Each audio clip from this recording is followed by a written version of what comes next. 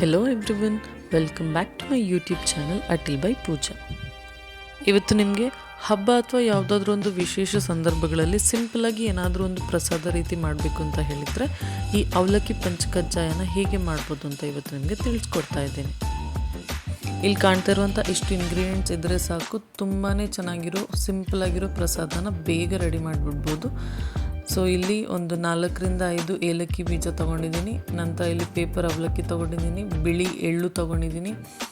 ನಂತರ ಇಲ್ಲಿ ನಾನು ಬೆಲ್ಲ ಪೌಡರ್ ತೊಗೊಂಡಿದ್ದೀನಿ, ಇಡೀ ಬೆಲ್ಲನೂ ತೊಗೋಬೋದು, ಕಾಯಿ ತುರಿ ಮತ್ತು ತುಪ್ಪ. ಇಷ್ಟು ಇಂಗ್ರೀಡಿಯೆಂಟ್ಸ್ ನಮಗೆ ಇವತ್ತು ಬೇಕು. ಮೊದಲಿಗೆ ಒಂದು ಪಾತ್ರೆಯಲ್ಲಿ ನಾನು ಬಿಳಿ ಎಳ್ಳನ್ನು ಚೆನ್ನಾಗಿ ಹುರ್ಕೋತೀನಿ. ಯಾವುದೇ ರೀತಿ ಎಣ್ಣೆ ಅಥವಾ ತುಪ್ಪ ಏನೂ ಹಾಕೋದು ಬೇಡ, ಡ್ರೈ ಆಗಿ ಹಾಗೆ ರೋಸ್ಟ್ ಮಾಡ್ಕೋಬೇಕು. ಅದು ರೋಸ್ಟ್ ಆಗೋಕ್ಕೆ ಸ್ಟಾರ್ಟ್ ಆದಾಗ ಪಟ್ ಅಂತ ಹೊಡಿಯೋಕ್ಕೆ ಸ್ಟಾರ್ಟ್ ಆಗುತ್ತೆ. ನೆಕ್ಸ್ಟ್ ಕಾಯಿ ತುರಿ ಅಂತ ತುರಿದಿಟ್ಕೊಂಡಿರೋ ಕಾಯಿ ತುರಿ ಇದೆ, ಅದನ್ನು ಸ್ವಲ್ಪ ತುಪ್ಪ ಹಾಕ್ಕೊಂಡು low to medium flame, high flame ಬೇಡ, ಲೋ ಟು ಮೀಡಿಯಮ್ ಫ್ಲೇಮಲ್ಲಿ ಚೆನ್ನಾಗಿ ಕೆಂಪಾಗೋ ತನಕ, ಅದರಿಂದ ಒಂದು ಅರೋಮಾ ಬರುತ್ತೆ, ಅಲ್ಲಿ ತನಕ ಅದನ್ನು ಚೆನ್ನಾಗಿ ಹುರ್ಕೋಬೇಕು. ನೆಕ್ಸ್ಟ್ ಇವಾಗ ಒಂದು ಪಾತ್ರೆಯಲ್ಲಿ ಬೆಲ್ಲ ಏನಾದರೂ, ಇಲ್ಲಿ ನಾನು ಪೌಡರ್ ಬೆಲ್ಲ ತೊಗೊಂಡಿದ್ದೀನಿ. ಸೊ ನಿಮ್ಮ ಹತ್ರ ಏನಾದರೂ ಫುಲ್ ಬೆಲ್ಲ ಇದ್ದರೆ ಅದನ್ನು ಚೆನ್ನಾಗಿ ಪೀಸ್ ಮಾಡಿಕೊಂಡು ಈ ಥರ ಸ್ವಲ್ಪ ನೀರು ಹಾಕ್ಕೊಂಡು ಬೆಲ್ಲದ ಪಾಕ ಮಾಡ್ಕೋಬೇಕು.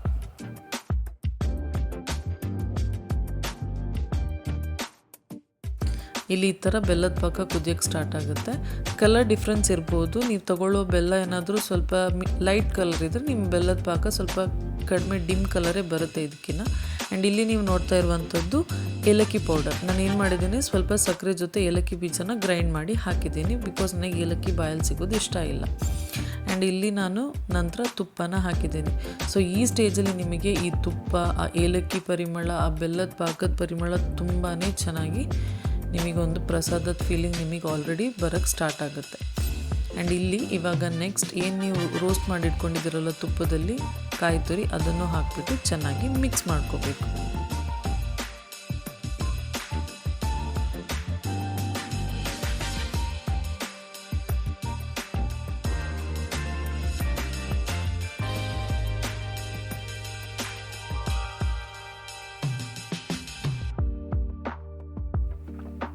ಪಾಕ ಚೆನ್ನಾಗಿ ಬಂದ ನಂತರ ಈ ಥರ ಏನು ಪೇಪರ್ ಅವಲಕ್ಕಿ ನಾವು ರೆಡಿ ಮಾಡಿಟ್ಕೊಂಡಿದ್ವಲ್ಲ ಸೈಡಲ್ಲಿ, ಅದನ್ನು ಇವಾಗ ಹಾಕೋಬೇಕು.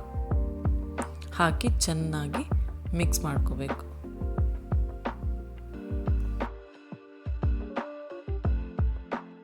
ಕೊನೆಯದಾಗಿ ಇಲ್ಲಿ ಆಲ್ರೆಡಿ ನಾವು ಏನು ರೋಸ್ಟ್ ಮಾಡಿಟ್ಕೊಂಡಿದ್ವಲ್ಲ ಬಿಳಿ ಎಳ್ಳು, ಅದನ್ನು ಹಾಕಿ ನಂತರ ಸ್ವಲ್ಪ ತುಪ್ಪನ ಹಾಕಿಬಿಟ್ಟು ಇನ್ನೊಂದು ಸಲ ಮಿಕ್ಸ್ ಮಾಡಿಕೊಂಡ್ರೆ ಫೈನಲ್ ಆಗಿ ಕ್ವಿಕ್ಕಾಗಿ ತುಂಬಾ ಟೇಸ್ಟಿಯಾಗಿ ಚೆನ್ನಾಗಿ ಸಿಂಪಲಾಗಿ ಮಾಡ್ಬೋದಾದಂತಹ ಅವಲಕ್ಕಿ ಪಂಚಕಜ್ಜಾಯ ರೆಡಿ ಆಗುತ್ತೆ.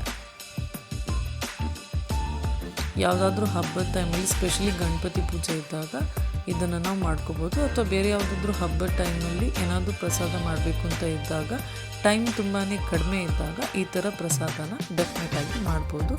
ಟ್ರೈ ಮಾಡಿ, ತುಂಬಾ ಚೆನ್ನಾಗಿರುತ್ತೆ, ಎಲ್ಲರೂ ತುಂಬಾ ಇಷ್ಟಪಟ್ಟು ತಿಂತಾರೆ. ವಿಡಿಯೋ ಇಷ್ಟ ಆದರೆ ಲೈಕ್ ಮಾಡಿ, ಶೇರ್ ಮಾಡಿ. ಇನ್ನೂ ಸಬ್ಸ್ಕ್ರೈಬ್ ಮಾಡದೆ ನೋಡ್ತಾ ಇರೋರು ಪ್ಲೀಸ್ ಸಬ್ಸ್ಕ್ರೈಬ್ ಮಾಡಿ. Thank you for watching.